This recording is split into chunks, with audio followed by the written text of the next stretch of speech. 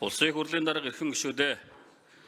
Монгол Улсын үндсэн хуулийн 39-р зүйлийн 3 дахь хэсэг, Монгол Улсын засгийн газрын тухай хуулийн 23-р зүйлийн 1 дахь хэсгийн 1 заасны дагуу Монгол Улсын ерөнхий сайдаас 2025 оны 6-р сарын 20-ны өдөр Улсын хурлд өргөн мэдүүлсэн засгийн газрын бүрэлдэхүүний тухай хуульд өөрчлөлт оруулах тухай хуулийн төсөл болон хамт өргөн мэдүүлсэн хууль, Улсын хурлын тогтоолын төслүүдийг үжил баримтлалын хүрээнд хэлэлцэх асуудлыг Төрийн байгуулалтын байнгын ороо 2025 оны 6-р сарын 23-ны өдрийн хуралдаанаараа хэлэлцлээ.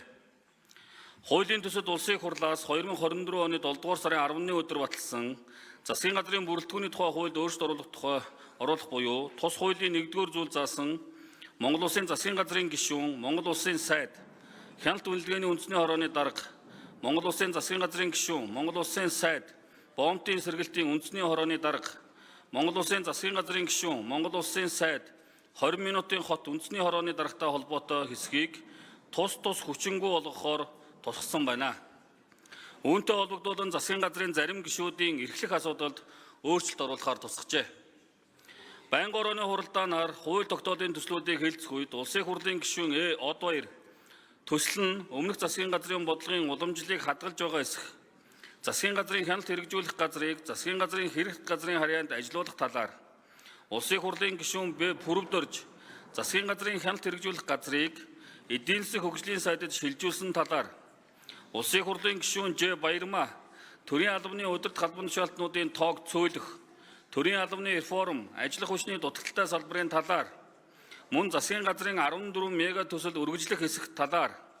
Улсын хурлын гишүүн Ö. Шижир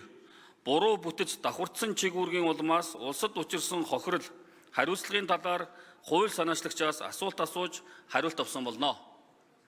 Улсын хурлын гишүүн Б. Баярбаатар төрийн албан агчдыг 9%-аар бууруулах үндэслэл,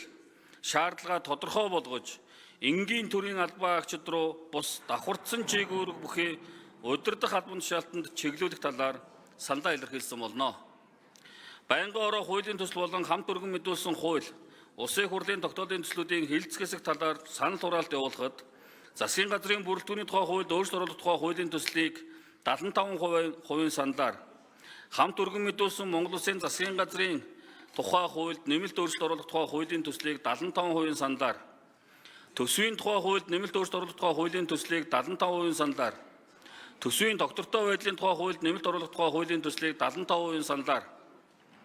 засгийн газар дахь хяналтын тухай хуульд өөрчлөлт оруулах тухай хуулийн төслийг 68.8% саналаар,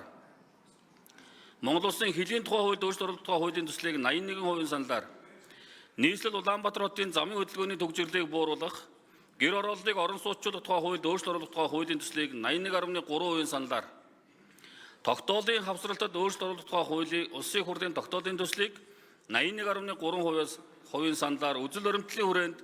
хэлэлцэх хэсэг асуудлыг байнгын орооны хуралдаанд оролцсон гишүүд дэмжиж, чуулганы нэгдсэн хуралдаанаар хэлэлцүүлэх нь зүйтэй гэж үзсэн болно. Улсын хурлын эрхэм гишүүдээ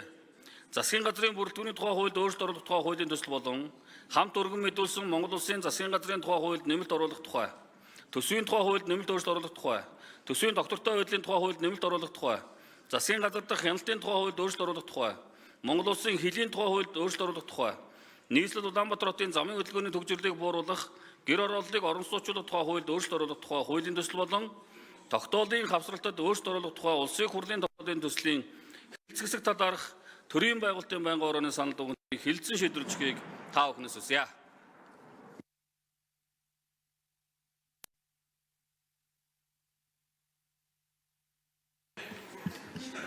За.